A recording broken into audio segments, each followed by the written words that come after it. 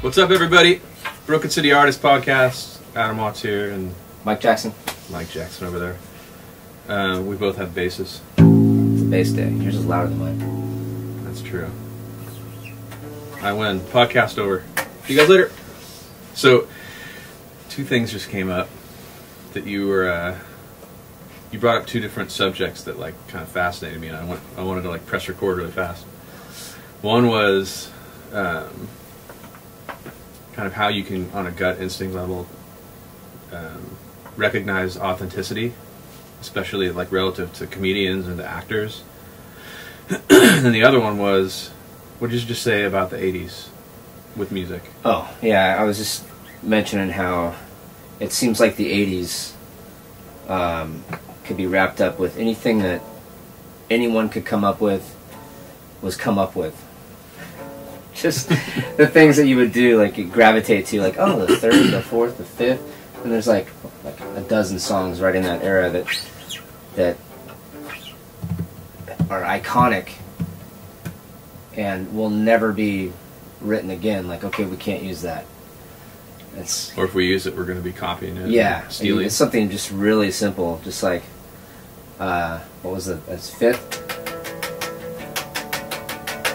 It's just the simplest concept that a junior high kid could come up with. Like me, I wrote this, and then all of a sudden it's a U2 song. Right. I Will Follow, and it's iconic, and it's just you play that, and just automatically in Iron Maiden. Well, dude, when you said that, I was like, "Wait, is that true?" And then I went to the '90s to like trouble check it. We did like the Oh yeah.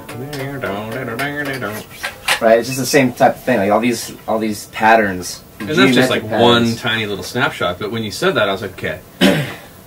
So let's go to the '90s and see if that trouble checks. And instantly in my head, I was like, everything in the '90s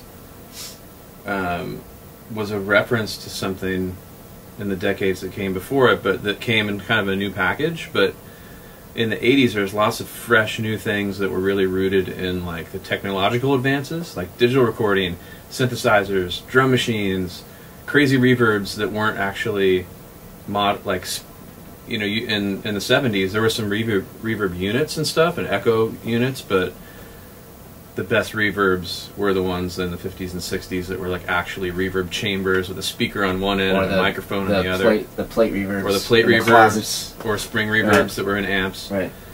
And the 80s was like, everybody was like, holy crap, we can like digitally create reverbs, we can digitally create synthesized sounds that previous to that were only like this Moog right here. Actually electronics creating the sound, you know, like different resistors and capacitors and transformers and stuff.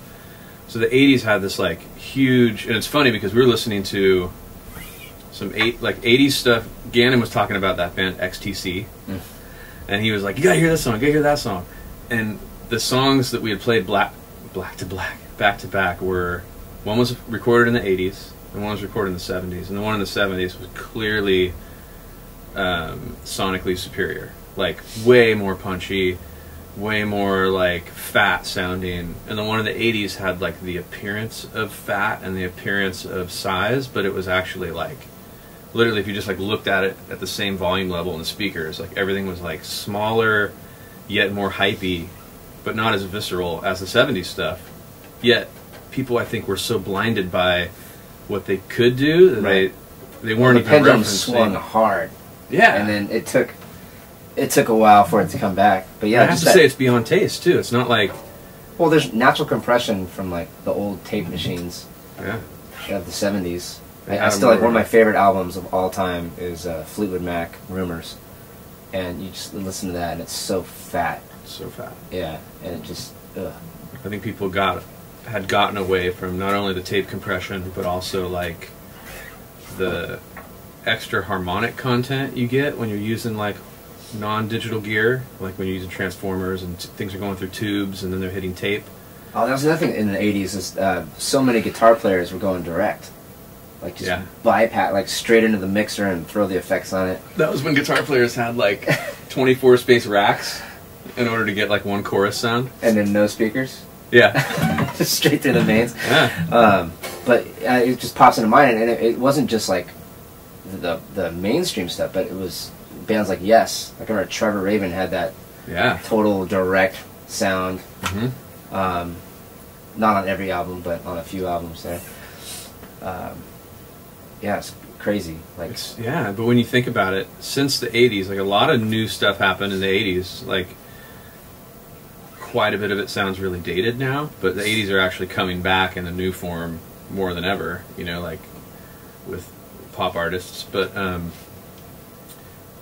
after the 80s, it seemed like, you know, Nirvana came out, but they were like this blend of the 70s turning to 80s punk rock. You know, Kurt Cobain loved the Pixies, but then there was that sort of Led Zeppelin attitude that it had with riffs and stuff, and like a little bit of the Beatles and some of his progressions. I think that punk element was always there. It just kind of oscillated in popularity. For sure. And then definitely peaked during the Nirvana era of its, I guess, its commercial success, so to speak. Bastardized, but still. The pendulum swung from a very, what I would refer to as like a very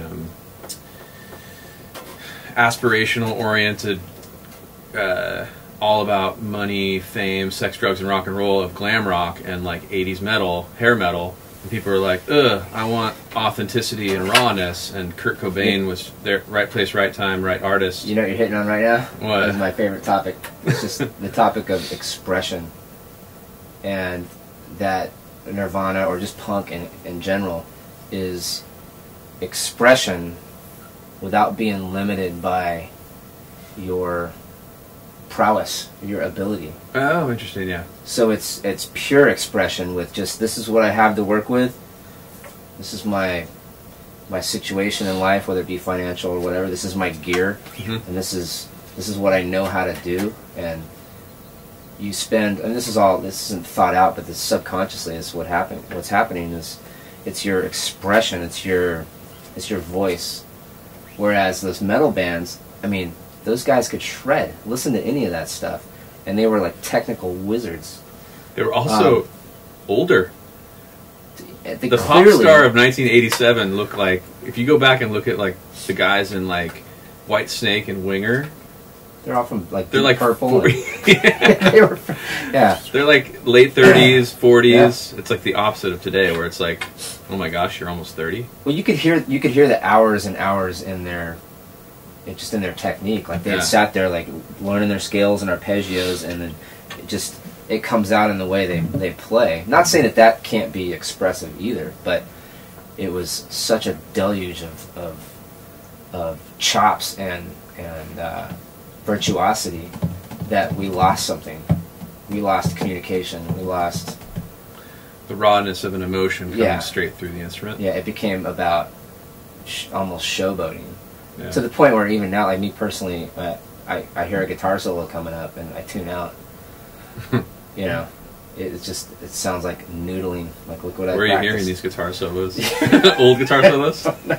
Maybe just like some retro station somewhere, and I just tune out. I can't do it. Unless it's Hotel California. Do you have what happens when you hear that? See, there's a song I don't think I ever need to hear again. Great song. But it's hard to deny. And I just heard it the other day. And I think I actually made that comment to my wife. Like, I never need to hear this song again. It's like tattooed on your brain. It's cool. I got it. I still love it. I heard it the other day. It was another example of old school classic recording. I know I'm kind of changing subjects again, but it came on in this really echoey restaurant filled with bricks. Shout out to Burger Parlor in Fullerton. Best burgers on the planet. But the place is like really noisy and super tall ceilings, brick everywhere. And Hotel California came on, and it was like all of a sudden the drums were like thumping, and it sounded better than a lot of the other stuff that was going on. But the plodding nature of the drumming on that is hilarious. Like it's like a good drum track, but it's just like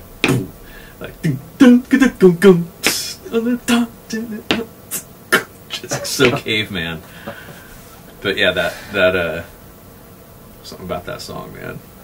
No, it's a great song. I don't know Nothing where against I was the going with Eagles. that, but- Nothing against. I think it's just what But society has done to that song. It's just made it like, okay, enough. But to get back to what you were saying though, like the rawness factor of technical proficiency, and like the more you learn, the harder it gets to have like discipline with it. Basically, right? Like the more You want the to more use your bag of chops, tricks. yeah, the more chops you Sure. have, the more you're like, well, check out my chops. And As we- opposed to what are these tools I have to express this simple thing, like to hear somebody who can shred on bass just decide to. Yeah, I think it's the same. We've had this discussion about money and just Yeah. financial success. That it becomes a shortcut to reach whatever goal you're trying to reach. That it's somebody who has money has opportunities open to them that someone who does not have. And it's, I think you can. That's tantamount to you have the skill set to do certain things, and now you can use that to your advantage. But it's the discipline that makes the difference. It's tastefulness. Like, how do you define that? You can't define it. It's just like, I don't know what pornography is, but I know it when I see it. It's sort of that. It's that. That was like a senator's definition. Yeah. Yes, but what's crazy about that is you find out. I've heard this said about money is that you find out who somebody really is when they become rich. So they're guys that like act nice, and then the second they become rich, all of a sudden they're jerk. Like, there's a video on YouTube. I think it seems legit real, but basically they tricked a group of. They look like they're in their early 20s. A group of friends got together and tricked this guy into thinking he had just won the lottery, like millions of dollars. And he opens this envelope and he's like, I won. And then he literally goes around the room and starts to berate everybody. I'm never going to talk to you again. Like, goes around, and it's just a total. Like, I'd everybody. wait at least a week to do that. Right? It was insane. Like, the guy became who he really was because he's like, I'm rich. It gives you the ability, just like you said, with like technical ability. You find out how maybe distasteful a musician can be, and ego focused and like flashy and all about like, look at me, look what I can do. When you give them technique, which is like musical money, and then and then if you make somebody rich, you find out what they do with it. Do they make their dreams come true, their family's dreams and friends' dreams come true? Do they start a foundation, or do they just like shut themselves off and try to make more money and feed the sort of selfish? That's a crazy thing to think about. Just like, well, there's been lots of movies made about Brewster's Millions is one of them. Great movie. Richard Great reference. Pryor. Yeah. I don't even remember exactly what that movie was about, but it's really true. I mean, we've been bouncing around a lot of topics in the last few minutes, but that's a powerful one, man, because if you have a lot of chops and then the maturity to know what to do with them, that's really what it's all for in the first place. Now there's a quote from Mark Knopfler, who's the guitar player for Dire Straits. Mm-hmm. This is going way back, but he was some interviewer was basically complimenting him, saying, "Hey, you have such restraint and such a maturity, tasteful approach to everything you do." And he said, "Well, it's because I can't do anything else. There really isn't any restraint. What you're hearing is the extent of my abilities." That's crazy. He was very humble about it, and it was funny, like a funny response. But I don't know what point I'm trying to make, but I just thought it was kind of interesting that. Well, I think that how we take that in, like how we perceive that. Oh, that's restraint. And a lot of times it's. I mean, you could take a punk band, for example. Is that restraint? Or is that's just the limit of their abilities? Yeah, and really, what level of ability are we talking about? Because a lot of times, musical ability is sort of looked at almost like sports ability. How high can you jump? How far can you jump? How fast can you go? Basically, where it's perceived as like, oh, he has a lot of technique if he's shredding fast on guitar, can play his scales, if he's going around the drum set with insane speed and accuracy, whatever. But then there's that layer of technique in the arts which has to do with how you do things. And I think Mark Knopfler, maybe, whether he was like plain humble or wasn't aware of it, is that it's how he plays a note, not necessarily how fast can he play the notes. Yeah, it's definitely when I'm in the capacity of being a teacher. It's something I tell my students. It's how we do things that makes it special, because the notes on the page, anyone can play the notes on the page. Yeah. Anyone can learn that lick. Anyone can do this, but how we do it is what gives it its sort of unique stamp.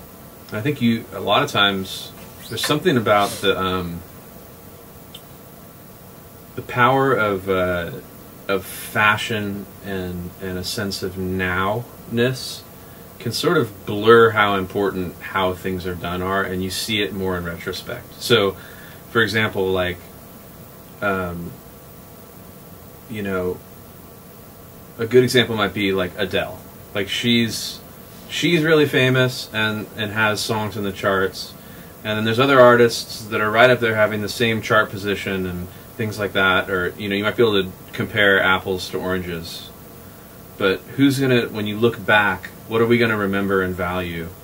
It's gonna be the people who approach things with like a real deep sense of how they did it, like a certain sort of grace and care and authenticity. We're back to that first thing we were going to talk about. It's like, I think that's, why is Clapton looked at as a great guitar player when he's really technically, there are a lot of guys, I mean, I know a lot of not famous people that can technically outplay Eric Clapton, but how he plays things is, and also the fact that he was a pioneer. But I think it's over and over he's shown that it's how he plays things that's more important than even what he's playing, because he's playing his thing is rooted in, you know, the pentatonic scale, but it's how he's doing it. I think it's his level of maybe kind of going back to the comedian thing, where it's not acting, he's not putting on an act, like this is his act. Oh yeah, talk about that a little bit, because we weren't rolling yet when you were talking about that. I totally don't want to derail what we were just talking about, so it's kind of on the same. But yeah, I was just saying that there's some connection that's made with me personally with certain comedians where I don't feel like it's their act, or that I'm being duped. I tricked you, you laughed at my joke. And I get that from maybe like 90% of all the comedians that I've been exposed to. Right. I tend to be really picky about my what I get enjoyment from. And there's the ones that I do, I try to analyze it. Why is this guy funny to me? Why anything he says is funny? Yeah. It's just, or maybe not even funny. It's entertaining and it's interesting, and I want to hear more. Yeah. And like one of the guys I'm just like crazy about right now, Bill Burr, and then historically speaking, I'm a big fan of Mitch Hedberg and Stephen Wright, those guys. And you know, Stephen Wright clearly has an act. Like it's his thing, but there's something about... It's so unique, though. There's nobody like that before. Yeah, there's something about his personality, and it's... I believe he thinks that is an interesting and possibly humorous point of view when he speaks. It's natural, yeah. He couldn't fake it. Right, and then with Bill Burr, it's the same thing. Like, I listen to his podcast, and, you know, he's not doing any material on the podcast. It's just he's speaking, and it's completely engaging. And there's it's a commercial for Bill Burr. I know.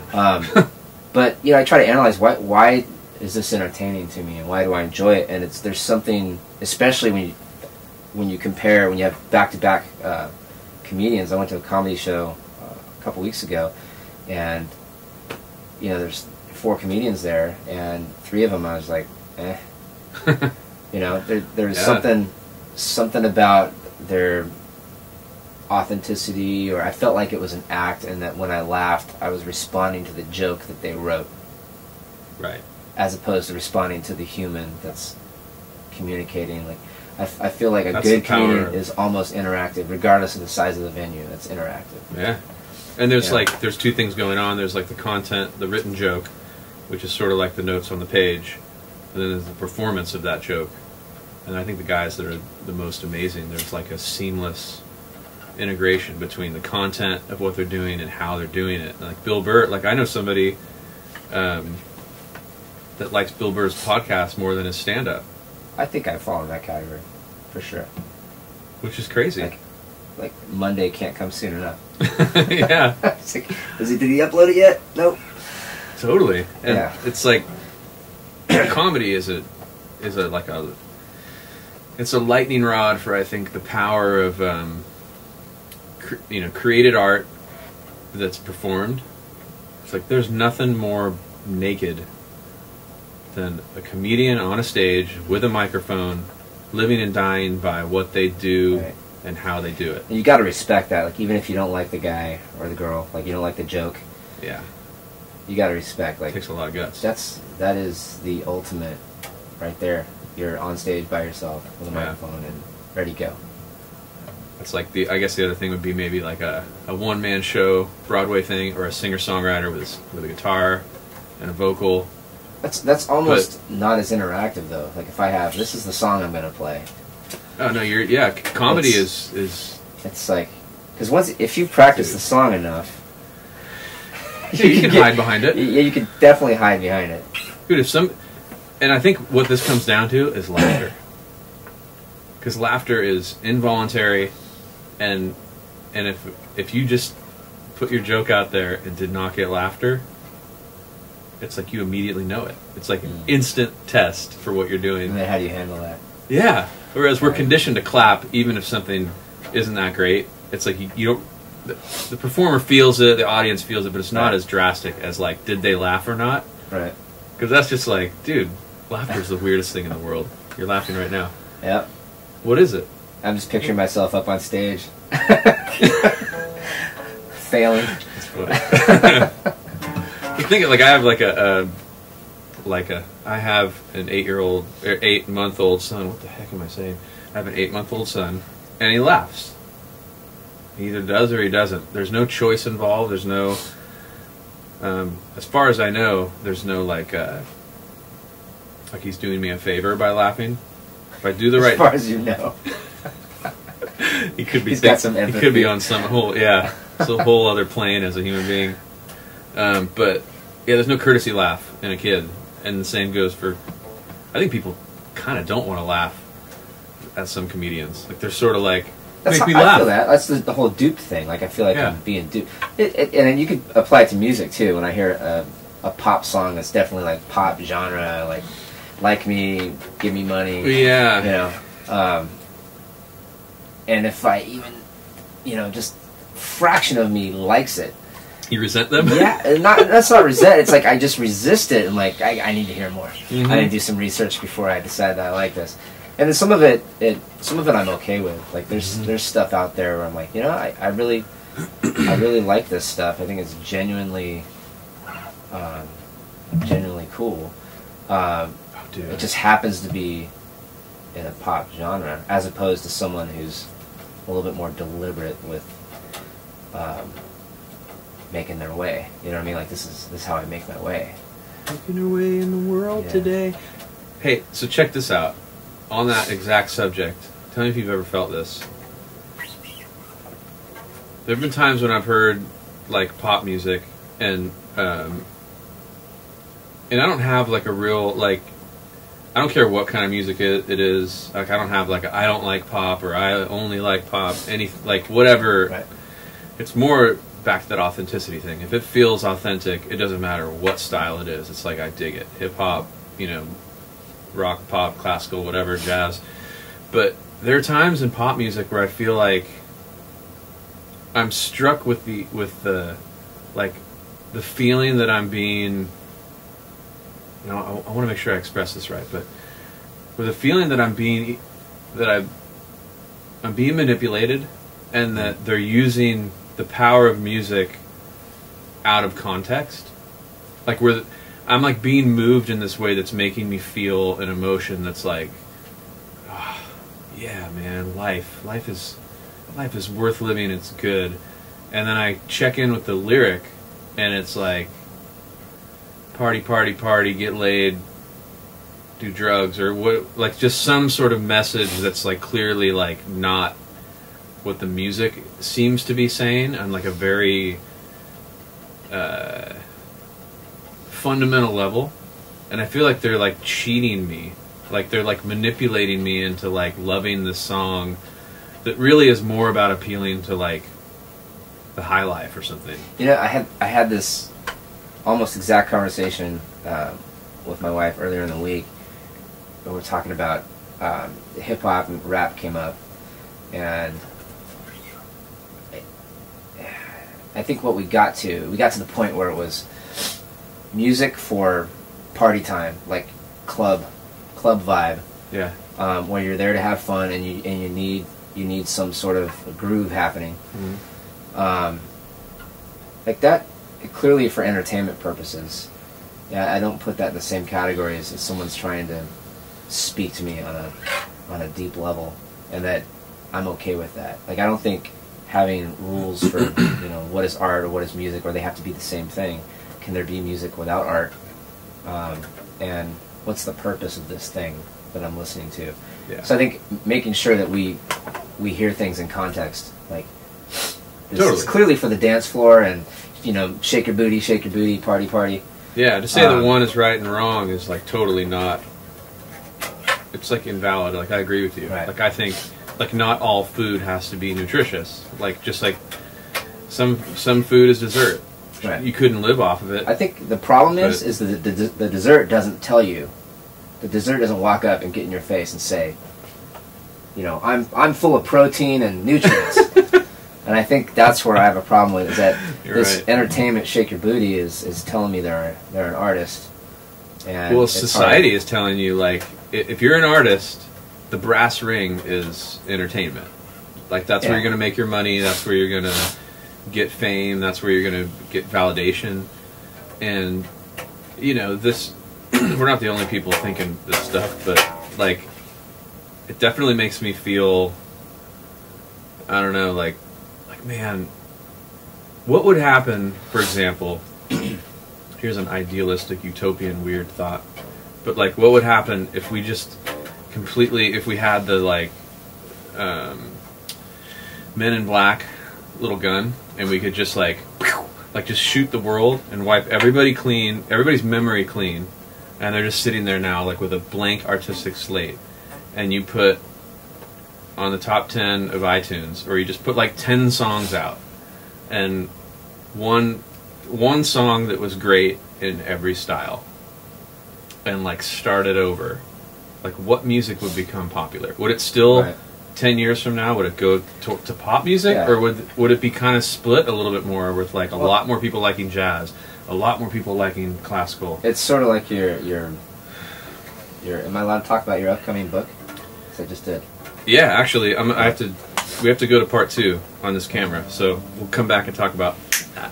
I was just saying, you mentioned something about that in your book, as far as taste, the types of different taste, like and all of these almost immeasurable set of nuances and variables of what draws us to something. Like, is it a trend?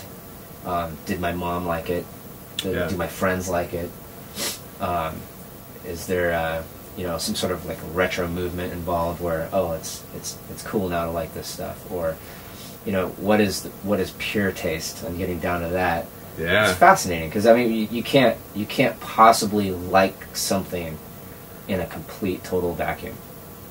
You have to accept that there's things, like when we hear, especially, I think it depends on how old you are too. When I hear a certain sound, it takes me back, like, oh, like I can picture my childhood listening to Foghat records, or like that. Oh man, that's like, and it takes me there. It's like, that's so cool and hip that someone made a historical choice, or a historical, like, sort of nod, like, I'm going to use this because of what it represents.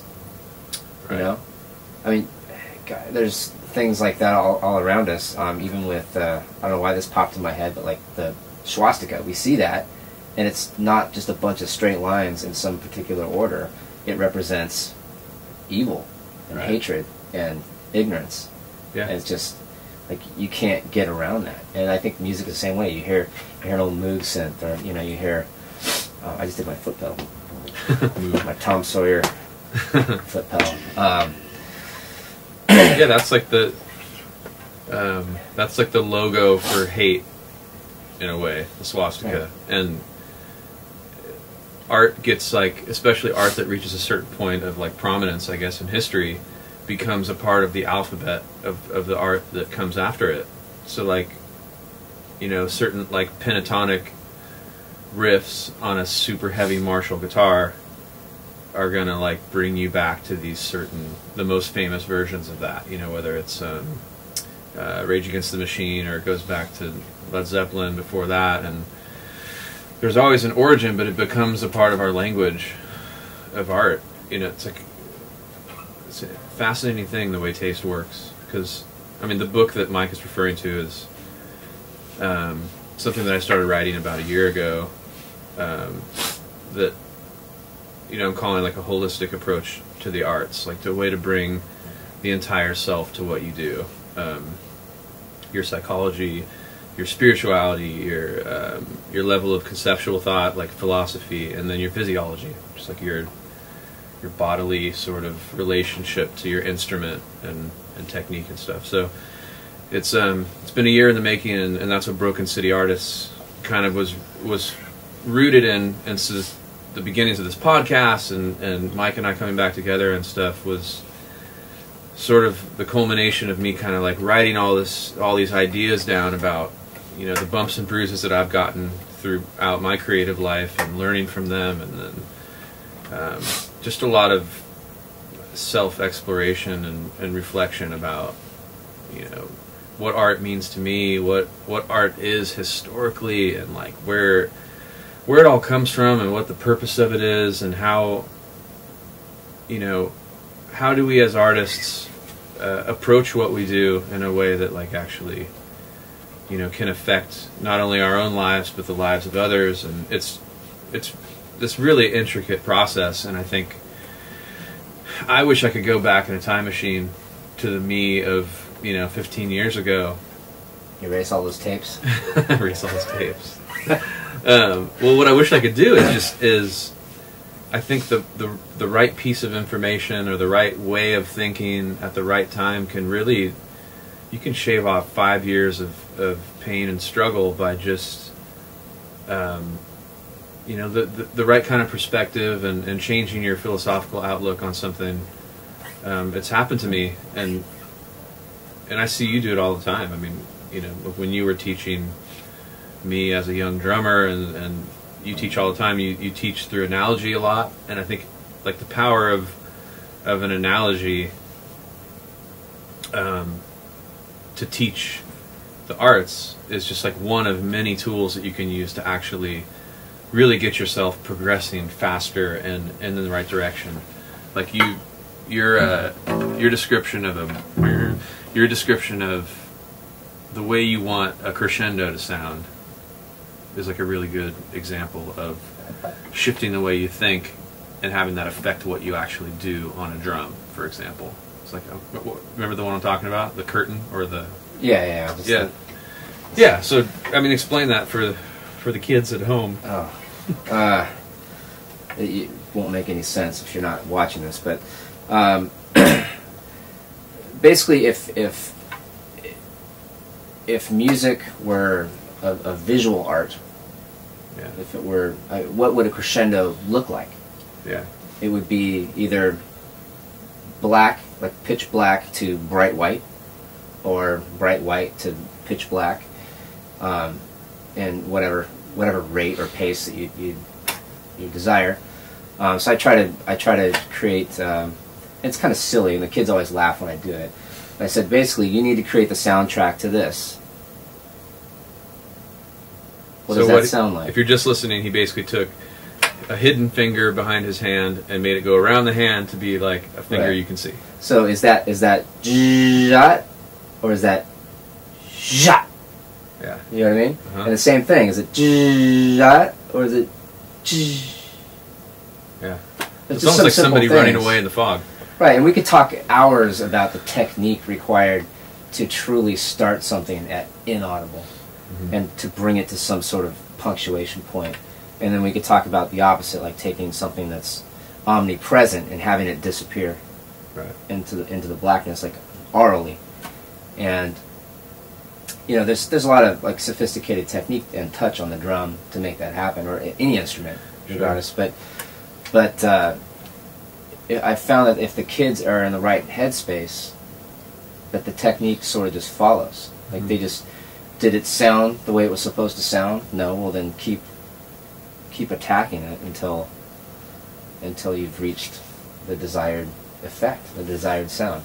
And then we also talk about that the crescendo or decrescendo could be anything. It doesn't have to be a buzz roll. It doesn't have to be 8th notes or 16th notes. Right. So then we get on an interesting philosophical discussion about what is actually written on the paper, like the rudiment, the lick, the note value is the least important thing. Yeah. What's important is that we took something that was omnipresent and made it go away, or we take something that's non-existent and we bring it to life. So it's about intent. Right. So it could be or it could be or it could be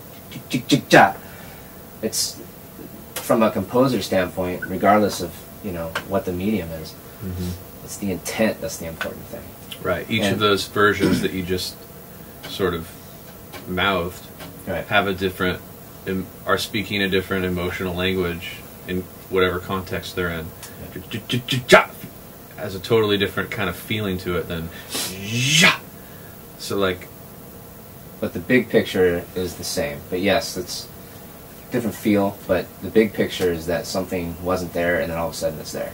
Yeah, we were talking about this. Could be like a directorial. Like if you're shooting a movie, how does the director choose to implement the vision of the screenplay? That's in the style. So is it buzz rolls, is it 8th notes? You can kind of mesh those two ideas together. But the fact is, a new character is introduced. That's the big picture. Right. And what's funny is you used the exact analogy I was just about to throw out, which Gannon and I touched on the last episode, which is this concept of f-stop with photography. We're using it relative to lyrics. Like, when you have like a low f-stop on a camera, like a 1.2 or something, like your focal depth can be like just an inch or two or something, depending on how far you are from the camera. But so I'm deciding, like, if I'm shooting your picture here, that your face is in focus and the background's out of focus. So what we were talking about is that, like, lyrically you can use metaphor to bring, one word or one line in your song forward and obvious and in focus, and through metaphor you can bring other lyrics out of focus, so that then your ear goes to the music, or your ear goes to the sonics and away from the lyric. And the same goes for, what you just said. It's like, it's almost like whether or not you use, pulling focus is like going from a super soft buzz roll to a loud 30-second note roll or something, would be like pulling focus on a sound. And you're getting this sense that like I think something I said earlier while we were talking was just like somebody running towards you in the fog. Yeah. It's like that, or somebody running away from you. I don't know, I always picture Looney Tunes. Like the... Oh, yeah. Yeah. Yeah, I think, so the main idea is just to be able to, some of the things I've been fascinated with as I've been writing this book and we've been coming up with this approach, it's really not meant to be just a book, but more, something that we want to share with people as to bring, to help bring the focus always back to truth and authenticity with the things that we create as artists, no matter what kind of art or what kind of artist, whether it is entertainment or whether it's really meaningful. And that you can use things like you said, what would this sound look like? That's an immediate paradigm shift in the way you think about what you're doing, which can really take you to a new level like that. Whereas if you're only thinking about sound all the time, you might paint yourself into a corner or get kind of stuck. Yeah, it's interesting. I worked for this band director years and years ago, like over 20 years ago, and he was far from a brilliant mind, but he said something that stuck with me like forever. Don't name any names, though. I'm not naming any names. No one will ever know. But he said, and he kind of said it out of ignorance, but at the same time, it changed the way I think about things. But he said, this needs to sound like, this movement needs to sound like high noon, and this movement needs to sound like midnight. And it's just like, I was young, like 19, 20, and I just sat on that, and like, how do I make percussion like no melodic content, like it's just noises? How do I make that sound like high noon, and how do I make something sound like midnight? And it was this huge challenge. Wow.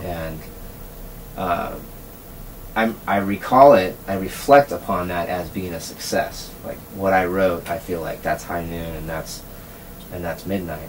I can't remember what it sounded like. I don't remember like any of the specifics, but I just remember feeling like I got it. I got this. And then when you have that thought process and that level of depth when you approach something, I think people hear it. I think people hear it and say, "Oh, it's different." They could not like it, like, yeah, that's cool. But right. But mostly, I think people will hear the depth that you put into something. I know we're jumping around subjects, but we were talking about the comedians and the music and all that. It kind of touches on the level of depth. When you hear a joke, and you're talking about, okay, so there's the joke that's on the page, then there's the delivery, and that's what brings it to life. Right. I think that the subtlety and the thing that might not be readily apparent is that your mind, at least my mind, takes me to what would cause somebody to even think that way. How did that joke come to life? Where did that joke come from? What sort of mental path was that person on where their mind went there and they thought to even discuss such a subject? And I think I hear the same thing in music. Yeah. When I hear composition or the way things are laid out. And ultimately, if it's a singer-songwriter, or not a singer-songwriter, but a musician that's also the composer. Yeah. There's a life there that's unique. At least the perception is unique. Like if I'm watching performers and I know they wrote that song, there's a perception that's already unique and has a level of depth that you can't get if I'm watching a performer that's performing somebody else's song. That doesn't mean one's better than the other, but the perception's different. Yeah. And that just goes to show that there's, in an art like the singer-songwriter, there's it's almost like a few layers of different art forms, that's like there's lyrics, there's music, there's singing, and then there's performance of all those things. And it's just all communication. It's all communication, but I think you could go Google any famous song you want and find a zillion covers of it, and you're going to realize you're going to find one that for you is the definitive version, and it may not be the one who wrote it, right. But that's where taste comes in again, because Yeah, and I think it's important to stress it doesn't mean one's better than the other. It's just your perception of it is different. Like if you have any sort of capacity for depth and sophistication, your perception's different. If you have the information, then the perception's different. Now, it might not be different if you don't know. I think that'd be the great test, and I would say, though, that it's possible for somebody to write the song that's a great song and perform it solid, but not great. And for somebody else to take that same song and connect to it on a deeper level as a performer than the one who wrote it. And I mean I think one of the most famous examples of that, which Hallelujah.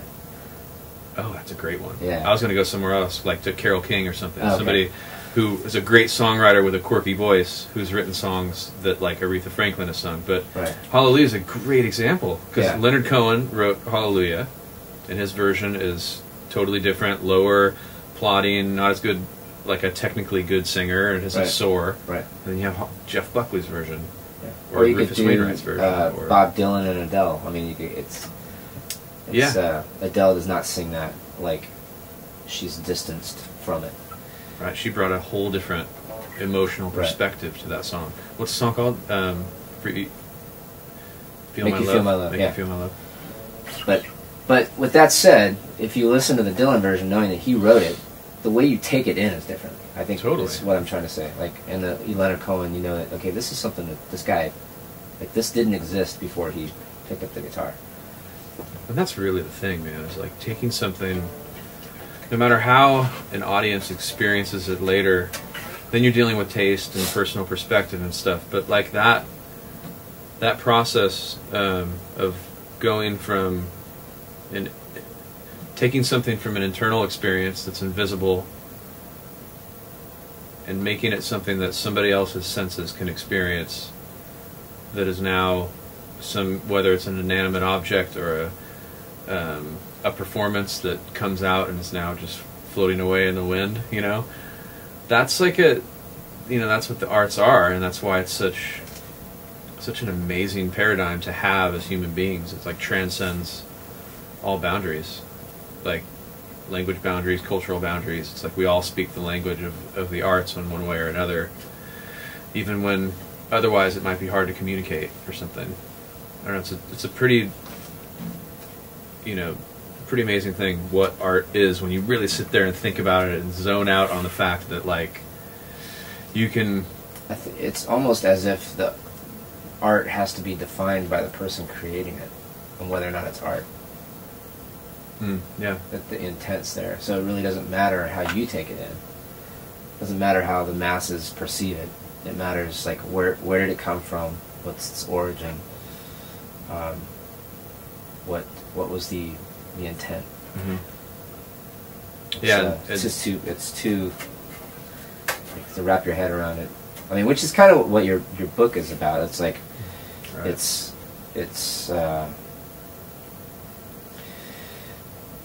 taking something that maybe shouldn't be defined, like when you get to the end result, but at the same time, the thing I love about your book and what I've read of it so far is that it takes a nurturing approach. That what do we do with future artists, or that people that have that potential in them? How do they harness that? How do they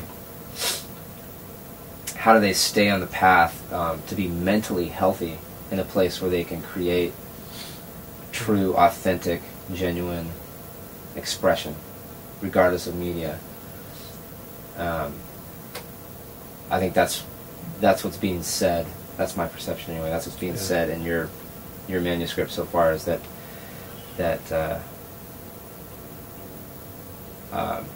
there's a psychological part of being an artist that's rarely talked about. We see the results of it all the time. Oh yeah. This guy killed himself. This guy took too many pills, and this, but we don't really talk about what's happening with the artist or the potential artist in context with them still being around, them still experiencing that struggle. Yes. I mean, we don't get to him soon enough. Is basically it. It's like it's all like nobody could talk Kurt Cobain out of what he was going to do. He was going to do what he was going to do, and there's no way to get to him at that point. Unreachable. And side note: now there's a new documentary that's all like conspiracy oriented, that he didn't kill himself, but we won't even go there. But I just watched the Amy Winehouse documentary. Well, first of all, thanks for saying that about what I've written so far. But there is a lot of I don't know, what was the word you used? It wasn't empathy, but like I feel for artists, and being one, I know the struggles that you can go through as an artist. When you feel like you need to express yourself through some artistic medium, almost as a survival mechanism in life, and that art has done that for you, and you seek to do it not only for yourself, but because you want to communicate with the world. And you know, I have a lot of empathy for what artists go through, because, you know, I've had my own, like, very private struggles with, you know, bumps and bruises, like I said earlier, of being an artist and trying to get something that's on the inside out into the world, and feeling like the flaws are going to get in the way. And, you know, that if I was just like that much of a different person, maybe I would have chosen drugs and to soothe that pain that I felt, or, you know, just, who knows, if I would have had fame in an area where I was weak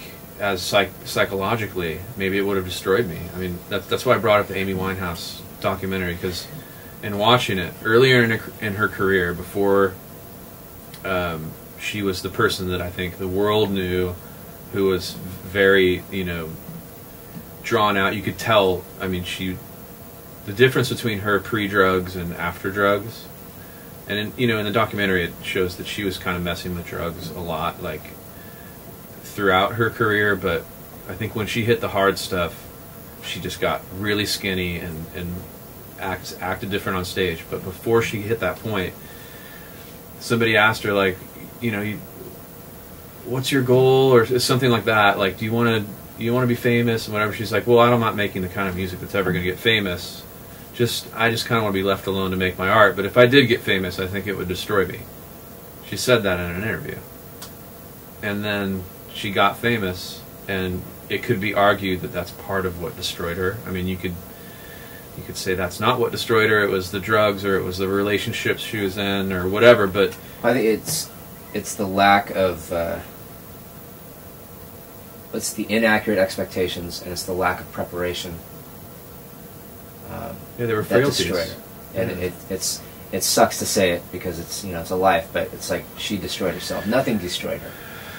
And well, go on. Okay, throw that argument back at me after this, because I think in a lot of these cases, there's two sides of it. There's nature and nurture. So if you're prone to addiction genetically, let's say, and you might have different beliefs systems about what is nature and what is nurture. Like, is alcoholism run in families, or does it become a way? But, like, there's some really strong evidence to support that addiction is really tied to trauma, more so than it's tied to something like a genetic disposition.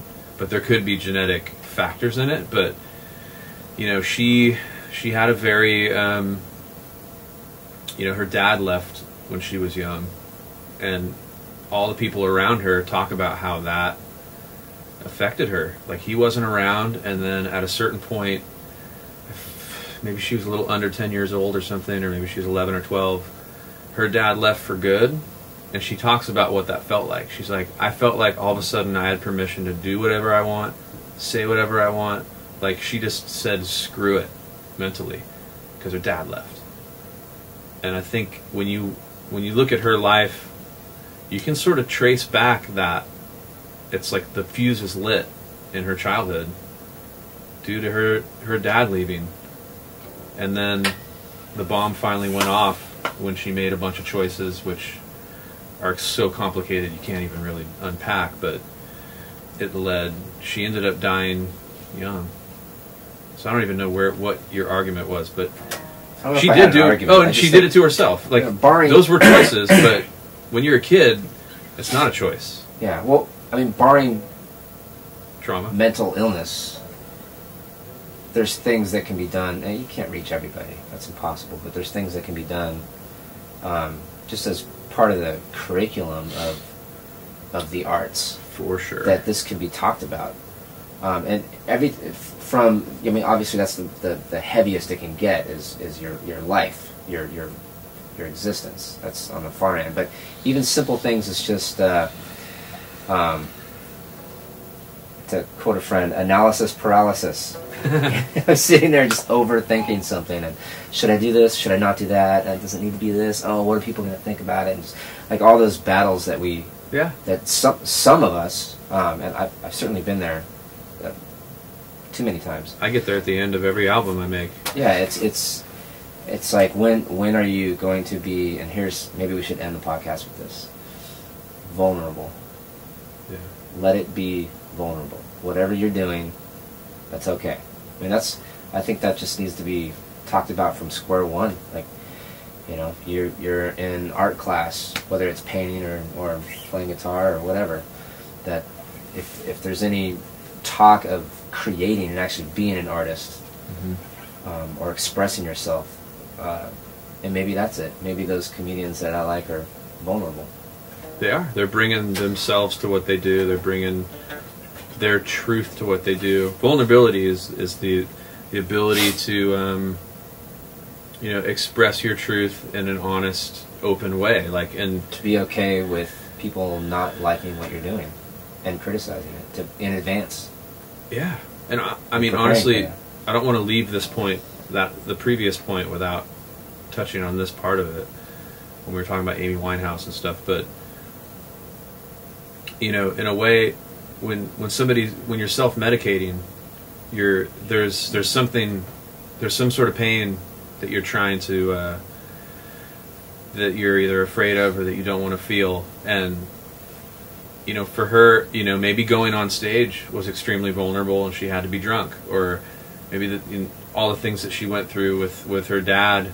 There was a vulnerability that she had, obviously, when her dad left when she was a kid, where she was injured, so she had to cover that up and hide it. So, and I think that's a lot of that psychological part that I've written a lot about in this book, and that I think should be brought to arts education and just thought about in the world of the arts. Is just like, if you know somebody that's going through that stuff, be the vulnerable one that goes up to them and reaches out and like doesn't take no for an answer, because you can intervene, not even in an intervention sense. You don't need to necessarily book that event where the family shows up, but be vulnerable with that person. Go, look, I love you. Like, why are you doing this?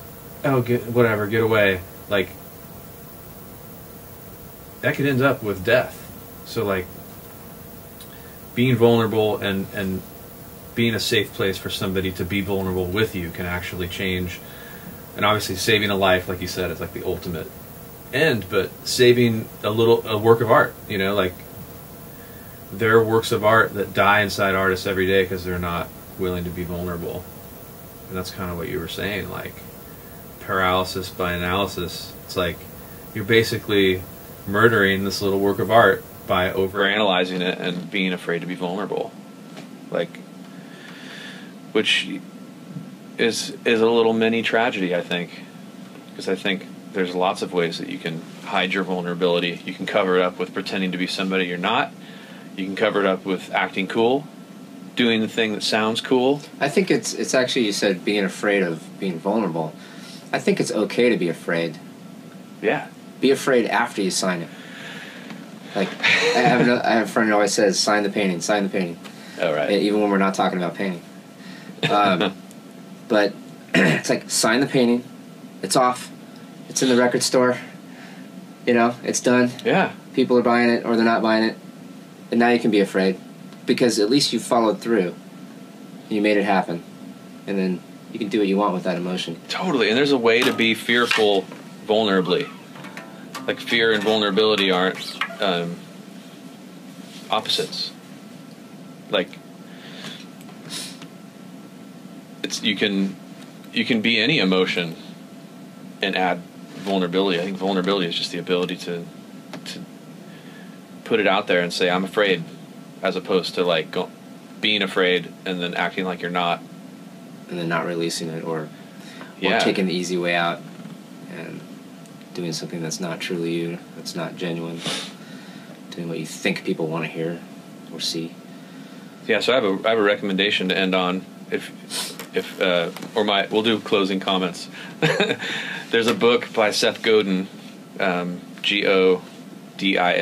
He has a great daily blog. Sort of a marketing expert / awesome lover of arts. Just great guy. Lots of great videos on him on the internet of him speaking and stuff. But he has a book called V is for Vulnerable, and a very foundationally serious philosophical book about artists and being vulnerable, and it just almost in like a children's book kind of way walks through the alphabet, and V is for vulnerable, and every word has like or every letter has a word attached to it and like a small piece of advice, and V is like be vulnerable. And it's a great book. You like scream through it in like 20 minutes, but I highly recommend that. You can get it online. Have you seen that one yet? I have not. That's great. I'll check it out. Yeah. So anyway, guys, thanks for tuning in again. Adam Watts out. Mike Jackson. Thank you. See you guys.